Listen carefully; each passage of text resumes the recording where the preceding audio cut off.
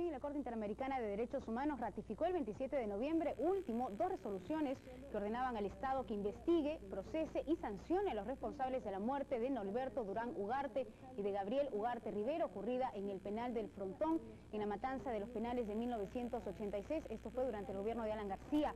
El diario El Comercio tuvo acceso al fallo. El documento dispone que el Perú brinde un informe documentado y detallado sobre los avances y estado de cumplimiento de las resoluciones y reparaciones ordenadas por la Corte Interamericana de Derechos Humanos a más tardar el 15 de junio del 2003. De esta manera, la CIDH aclara un informe del Consejo Supremo de Justicia Militar que señaló que la sentencia en la que se exculpó a los oficiales que intervinieron en el develamiento del motín era cosa juzgada y que por ello el caso no podía ser revisado. Fuentes del Ministerio Público informaron al Comercio que el fiscal Mario González emitirá denuncia penal sobre este caso luego de haber iniciado una nueva investigación en la que se encuentra al expresidente Alan García. Quienes tendrán la última palabra. Y justamente para tratar este tema y la posición del partido aprista en relación a este caso se encuentra ya con nosotros la congresista aprista Mercedes. Tratar este tema y la posición del partido aprista en relación a este caso se encuentra ya con nosotros la congresista aprista Mercedes Cabanillas. ¿Cómo está, congresista? Muy buenos días. Buenos días, muchas gracias. Recordamos nosotros que el partido aprista, los voceros en algún momento se han pronunciado al respecto de que esto ya era un caso cerrado, así como también lo dijo el Fuero de la Justicia Militar. Claro. ¿Qué posición va a tener ahora el partido aprista con respecto al fallo que ha presentado la Comisión Interamericana de Derechos Humanos? No, lo mismo de siempre. Nosotros nunca nos hemos opuesto a que haya todo tipo de investigación. Esta sería la 8ª o 9ª investigación, contando fuero parlamentario, nivel de Poder Judicial, Fiscalía, y algunas veces se ha solicitado de parte, como es esta vez, porque esta vez si la Corte se pronuncia porque el viceministro Cateriano en su oportunidad en el sector justicia con el señor Olivera, y luego el procurador Julio Quintanilla, quien es un miembro del FIN, inclusive fue candidato al Congreso, no ganó una curul, va e insiste, presiona, reclama, él es el que solicita, ¿no?, que se abra esta investigación.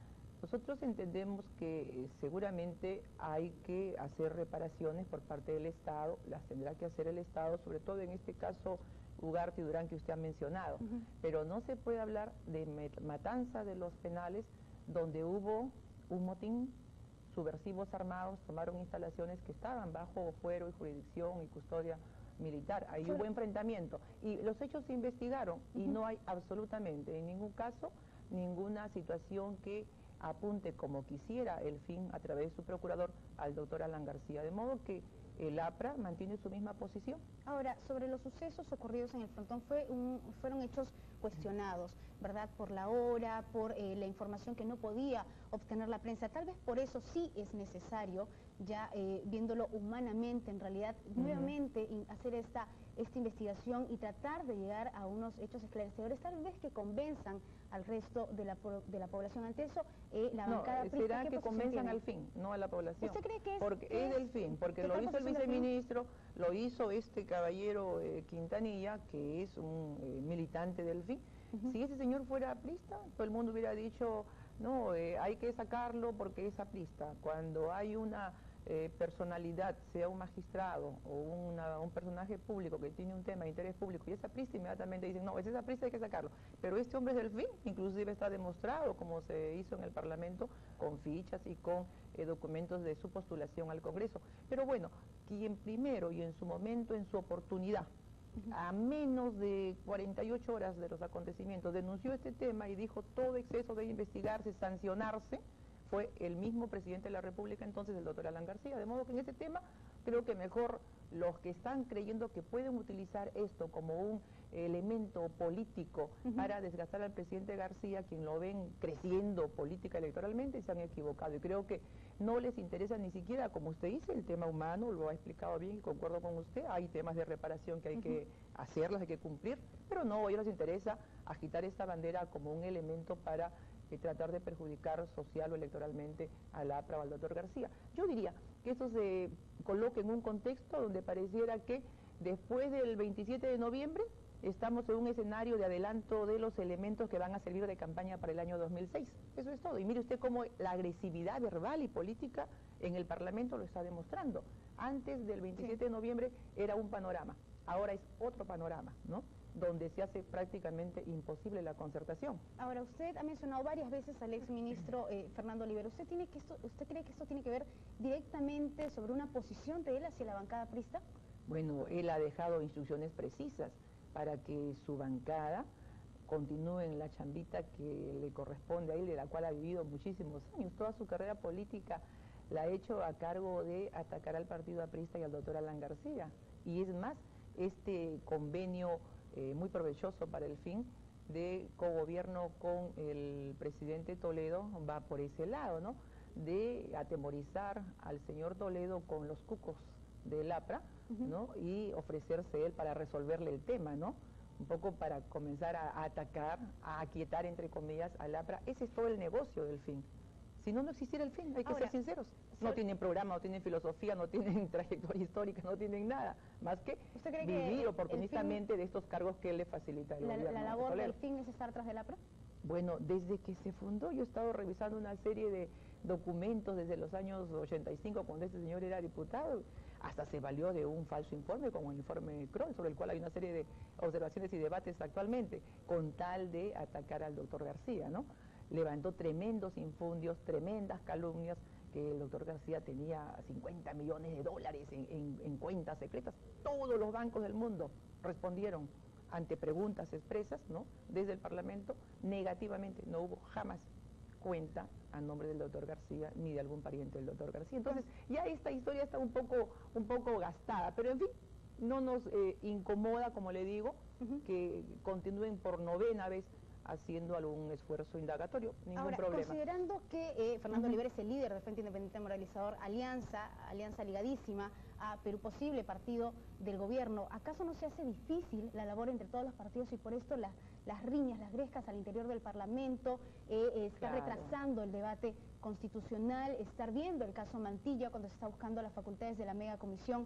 ¿Qué puede pasar de aquí en adelante? Mire, este es un tema que la opinión pública lo ha respondido inteligentemente en una encuesta, cuando dice que quienes estarían de acuerdo en que el gobierno continúe una alianza con el fin. Un 10% de la población dice que sí, que continúe. Y más bien un alto porcentaje dice que no, que el gobierno no gana nada con ello. Pero es el derecho del gobierno. A nosotros no nos preocupa eso. A nosotros lo que nos preocupa es el destino superior del país. Pero el destino está en el debate congresal y el debate congresal se está viendo atrasado totalmente. Y en muchos aspectos. El debate congresal se ve atrasado en un día de sesión que no ha habido, que es el día jueves, los viernes no nos toca sesionar, simplemente por una guerrilla verbal. ¿Y quiénes son los que llevan el polvorín? Los señores del fin, definitivamente. Ahora inclusive contra el señor presidente del Congreso, el señor Toledo. Esto se agrava con la grieta, con la división de la bancada de Perú Posible. Ustedes acaban de anunciar algo, que la congresista Palomino ha dicho que 20 congresistas de Perú Posible se van a retirar, ¿no?, de ese partido de gobierno más o menos hacia junio o julio. Bueno, esta es una grieta muy delicada políticamente. El partido de gobierno tiene dificultades en su frente interno, luego de haber salido bastante magullados el 27 de noviembre, porque la derrota, que significa un 10 o 12%, que es lo que han obtenido después de la intensa campaña que ha hecho el señor Toledo por todo el país en recursos o con recursos oficiales, pues demuestra que la derrota ha sido grande. Entonces, él tiene la obligación, creo, de repensar el tema situacional, de ver el nuevo panorama político que tiene y entender que debe de dialogar de una manera responsable, tolerante, respetuosa con todas las fuerzas políticas para ayudar a una gobernabilidad que se hace solo cuando hay estabilidad.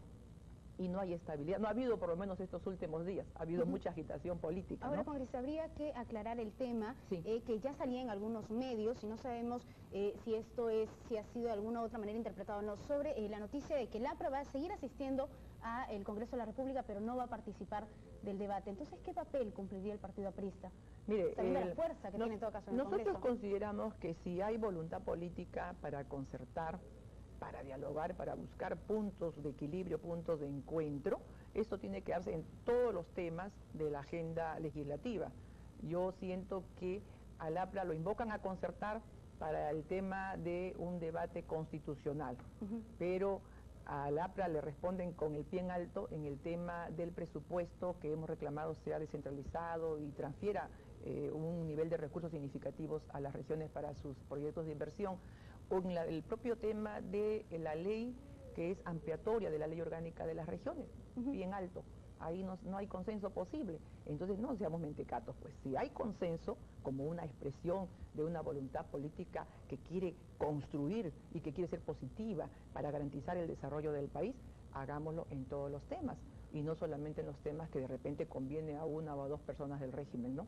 Ahora, sobre este presupuesto que ustedes han pedido, ¿hay alguna discusión, hay alguna propuesta, algún viso sobre el futuro, o simplemente no se va a dar esta independencia? Ahora, permítame que diga una cosa, porque todo el mundo interpreta la posición del APRA, nos recomiendan, nos califican, nos analizan y nos condenan, y distorsionan nuestra posición. Nosotros hemos dicho con justo derecho, iremos a todo tipo de reuniones del Congreso, comisiones, plenarios, extraordinarios, debates, todo. ¿Cómo no vamos a debatir? Vamos a debatir en todos los temas, pero tenemos nuestro derecho supremo a votar según nuestra posición de conciencia. Podemos votar aprobando, rechazando, absteniéndonos, y ninguna de estas posiciones puede ser conjeturada, ¿no?, de una falta a nuestras responsabilidades, como por ahí ha dicho el ministro Solari, ¿no?, la ciudadanía, el pueblo juzgará al APRA, o que nosotros somos desleales a la democracia, que ve el reglamento y va a entender cuál es la competencia y el derecho y la prerrogativa de un congresista, salvo que quiera obligarnos a votar en una determinada dirección. Si eso entiende por democracia o por mandamiento que deben cumplir los congresistas, está equivocado. Y por otro lado, en el Perú, permíteme, y no es soberbia, ¿quiénes más leales con la democracia que el APRA? Desde su fundación, ¿quiénes han puesto los muertos? ¿Quiénes han puesto la carcelería? ¿Quiénes han puesto los desterrados? ¿Quiénes? ¿El APRA o Perú Posible? ¿O el señor Solari? ¿Sabe de la lucha que significó enfrentarse a Benavides, a Sánchez Cerro, a Odría, a todos los regímenes totalitarios? Y al fujimorismo, no desde el año 2000, como lo han hecho ellos, como lo ha hecho Toledo y su partido político. No. Desde el momento en que se da el golpe de Estado, el APRA salió a las calles a denunciar que se incorporaba a un régimen dictatorial y que a partir de las elecciones del Congreso Constituyente se iba a crear mecanismos ad hoc para las conveniencias de los ánimos de perpetuarse en el poder que tenía Fujimori y toda su comparsa. E inclusive denunciamos la compañía siniestra del señor Montesinos. Entonces, ¿quién más leal con la democracia? Pero parece que ahora estos entredichos entre los congresistas y esta posición del Partido Aprista, mucha gente lo ve como engreimiento. El Partido Aprista quiere coger cada vez más poder, cada vez más posiciones al interior del país. Yo le aseguro de que cuando el APRA dice que hay que lograr un nivel de entendimiento justamente por los sagrados intereses del país, no estamos pidiendo ningún carguito, o sea, que estén tranquilos los chicos del FIN, no le vamos a quitar su chamba, no vamos a pedir esta dirección, ¿no?, o este ministerio.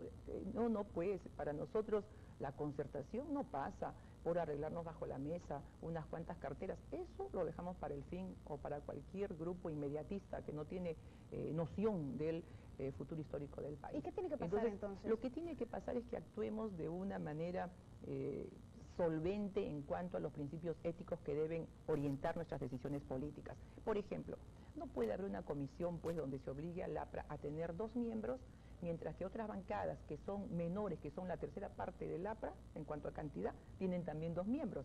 Eso no es sentido de la proporcionalidad. El reglamento del Congreso dice muy claramente, y han modificado ese artículo para que ya no diga, dice claramente que la comisión investigadora que se forme debe tener de 3 a 5 miembros y distribuidos proporcionalmente, de mayor a menor. Si eso se hubiera aplicado, hubieran habido bancadas que no tendrían derecho a acreditar un miembro, porque de mayor a menor hasta donde alcance. Entonces, ese ha sido todo el tema, a ver cómo nos repartimos el protagonismo, ¿no? Quienes necesitamos con urgencia tener una plataforma de carácter político y un acceso a la prensa cada día. Y ese no es el tema, las investigaciones serias no requieren eso justamente, no requieren de vedetismo, de publicidad. Nosotros hemos observado que damos muy mala señal cuando, en vez de ajustar las comisiones a lo que manda el reglamento, lo que hacemos es instalamos una comisión fuera del reglamento y después modificamos el reglamento para que el reglamento se ajuste a lo que ya se hizo. Entonces, la norma se ajusta a los hechos de facto. Así no es. Eso no es Estado de Derecho, eso no es legalidad, eso no es principio ético. De no haber un consenso sobre estas peticiones o sobre las interpretaciones del reglamento del Congreso, ¿qué va a pasar con el Partido Aprista de aquí en adelante? Mira, el Partido Aprista va a cumplir con su función y su mandato popular y soberano. Tenemos nosotros, por las elecciones del año pasado, 5 millones de electores que confían en nuestra responsabilidad, no los vamos a defraudar, y tenemos también mandato que nos ha permitido tener 12 presidentes de región. O sea, nosotros vemos con muchísima serenidad este tema. Daremos todo lo que signifique aportar, como lo ha dicho el presidente Alan García, con una gran altura, con una gran responsabilidad estadista. Ha dicho, nosotros aportamos por el bien del país. Entonces algunos dijeron, quieren un cargo. No se trata de eso. Y en buena hora que el presidente haya declarado con un clima, en todo caso, pacificador, porque yo lo veo, no literalmente, no lo interpreto literalmente, lo interpreto como una señal positiva de que se incorpore un elemento de serenidad en el ejercicio político. Y quiero adicionar algo más para terminar. Tampoco es cierto, como han dicho muchísimos políticos adversarios a nosotros, que queremos condicionar que no haya determinada investigación, que no se investigue al señor Mantilla. No, nunca hemos condicionado nada, al contrario, invitamos, pedimos, sugerimos que se investigue. Al señor Mantilla, al señor Perencejo, a todos. ¿Por qué? Porque esto nada lo puede detener. Nosotros no queremos encubrir nada y no tenemos nada que temer. Acaba de ser, creo, anunciada una posible sentencia a un político, hijo de otro político destacado de un partido, y nadie dijo, ¿no?, de que ese político expresaba en su hecho y responsabilidad individual e ilícita, ¿no?, la posición de su partido. Y no voy a mencionar nombres porque no me gusta a mí mencionar, porque además todo el mundo ya lo conoce. Es otro movimiento político, de los muchos que tuvieron casos de compromisos como este tema que estamos mencionando. El tiempo nos va a congresista. Muchas gracias por haber estado aquí en Noticias 9. En todo caso, como ciudadana, y creo que sí es el sentir de la población, a veces cuando vemos en el Congreso riñas, entredichos, sentimos que se atrasa el debate parlamentario y que esto pues parece que en realidad no tuviera un camino. Desde acá le invocamos a que todo se vuelva en orden en el Congreso de la República. Yo creo que hay que trasladar la invocación a todo el Congreso y a todas las instituciones del nivel nacional. Bien, muchas gracias por estar aquí. En De 6 a 9 nosotros hacemos una pausa.